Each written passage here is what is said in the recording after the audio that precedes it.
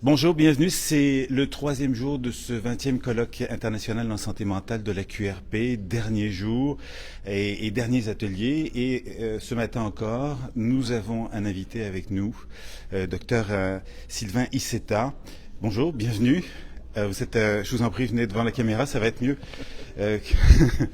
Euh, Selon l'Organisation mondiale de la santé, plus d'1 milliard de personnes dans le monde sont touchées par l'obésité, un seuil que l'OMS n'avait pas envisagé de franchir avant 2030.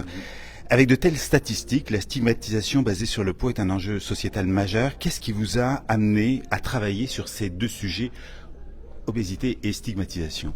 Quand j'ai commencé à la fin de ma résidence, mon job de patron, il se trouve que la prévalence de l'obésité, là vous le dites, est énorme, elle est encore plus élevée en santé mentale, et il se trouve qu'en fait personne, ou en tout cas dans mes collègues, ne s'intéressait réellement à cet enjeu-là de comorbidité, de multimorbidité entre la santé mentale et l'obésité, alors même que beaucoup de patients arrêtent leur traitement parce que ça fait prendre du poids, et c'est comme pas entendu. Donc c'est beaucoup ça qui m'a amené, il y a plus d'une dizaine d'années maintenant, à commencer à m'intéresser à cette coexistence de ces difficultés-là chez les personnes.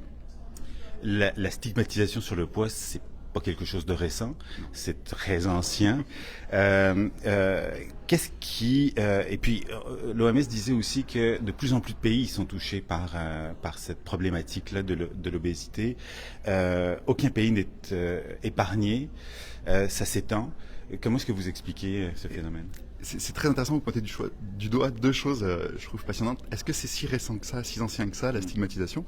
Quand on regarde l'art, il y a quand même beaucoup de représentations de femmes en excès de poids qui étaient valorisées, etc. Donc il y a quand même un vrai mouvement aussi au cours des dernières décennies, peut-être même derniers siècles, qui a été d'aller renforcer cette stigmatisation-là autour de l'image corporelle, de ce que ça renvoie aux autres. Donc il y a quand même quelque chose qui appartient de plus en plus à la société moderne qui fait que ça s'améliore pas cette histoire-là et qu'on a vraiment besoin de la combattre.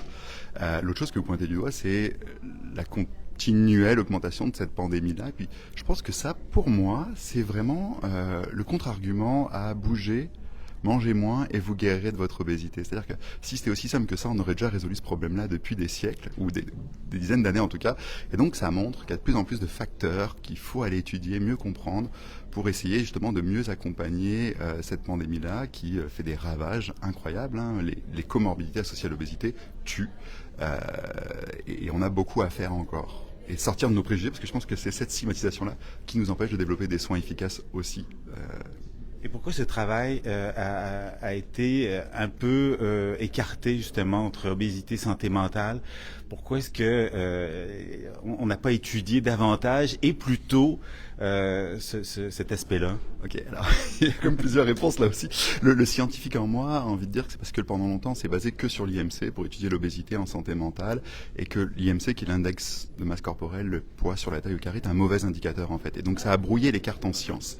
Je pense aujourd'hui, quand on étudie d'autres facteurs comme le pourcentage de masse grasse, le tour de taille, on a une meilleure représentation de l'impact de l'obésité en santé mentale. Donc il y a déjà un gap scientifique qui est en train d'être comblé.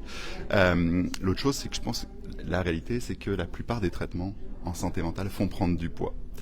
Et que quelque part on se trouve dans un espèce de fatalisme qui est qu'est-ce qu'on peut faire réellement pour accompagner. Donc on a tenté justement des programmes de réhabilitation par l'activité physique, il y a plein de choses qu'on a essayé de mettre en place, mais on le sait aujourd'hui, ces moyens-là ont une efficacité limitée. On a vu par exemple quand on changeait de traitement, quand on mettait des programmes tels que cela, on arrivait à améliorer la condition globale, et ça c'est très important. On ne fait pas bouger le poids, mais on améliore la condition cardiovasculaire.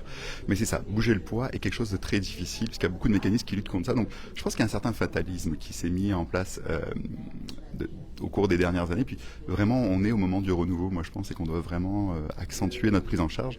Et ce mouvement de prise de conscience, il est important. Il y a des cliniques de psychiatrie bariatrique qui se créent, ou de psychiatrie métabolique, où vraiment on va aller accompagner ces enjeux-là. Donc on est au début de quelque chose? Moi j'en suis convaincu. En tout cas, il faut qu'on le soit. Si c'est pas le cas. Et vous donnez un atelier dans le cadre de ce 20e colloque international en santé mentale. Qu'est-ce que vous en attendez de cet atelier? Le public qui va être là est un public extrêmement diversifié. Il y a des gens du milieu communautaire, du milieu associatif, privé, public, des scientifiques. C'est un public très varié. Qu'est-ce que vous attendez de cet atelier et de ces rencontres? C'est une excellente question que je me pose depuis quelques jours en préparant ma présentation.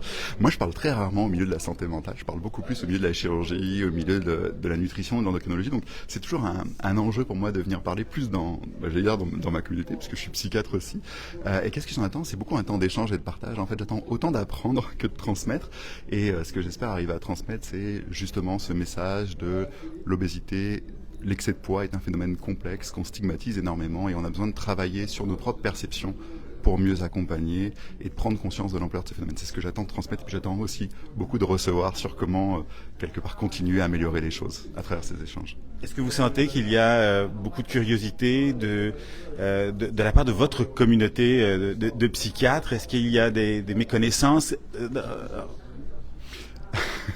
Oui, tout en étant gentil. Non, mais c'est ça. Non, mais c'est ce que je disais un petit peu. On est comme habitué à la présence de l'obésité. Puis d'ailleurs, dans l'étude que je vais présenter, une des études qu'on a conduites, on montre que quelque part, quand on estime la silhouette en regardant les gens, en santé mentale, on a tendance à estimer des silhouettes beaucoup plus élevées comme associées à l'obésité, parce qu'on y est comme très exposé. Donc j'ai perdu le début de la question, mais dans le milieu qui est le vôtre, oui, vous parlez. Qu'est-ce qu'on peut faire pour améliorer ça? Non. Comment le milieu de la psychiatrie perçoit? Est-ce que vous sentez qu'il y a un intérêt, une curiosité, ou il y a dans ce milieu-là aussi des préjugés? Ah, ben oui, oui, il y en a. Oui. C'est exactement ce qu'on va montrer justement. Il juge plus haut, c'est ça que j'étais parti dire, merci.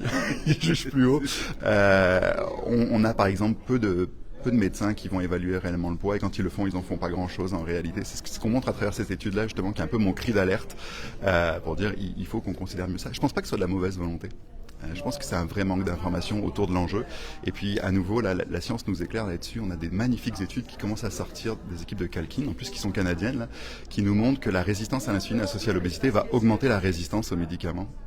Et qu'en traitant les deux, on améliore le pronostic de nos patients. Donc il y a beaucoup à apprendre, à faire, à transmettre.